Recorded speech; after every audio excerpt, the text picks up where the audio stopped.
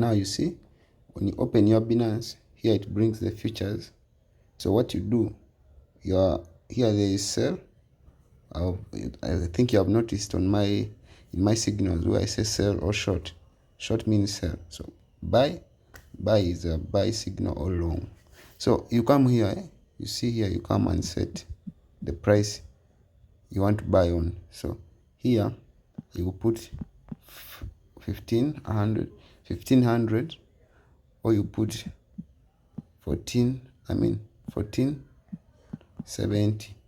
So that's where you want to buy from, like I told you. So let's put 1500. So you come here, if you have 100 USD, put it, or you can put half, but I want you to use 100 US dollars. Then here you come on your leverage, adjust it to 5.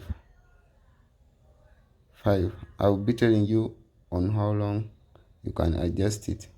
Put 5. Then come take profit. You can put 1700, the higher. Then on stop loss, I want you to put 1400. Then you do what? You buy like that. That's how it's done. Let me send you this.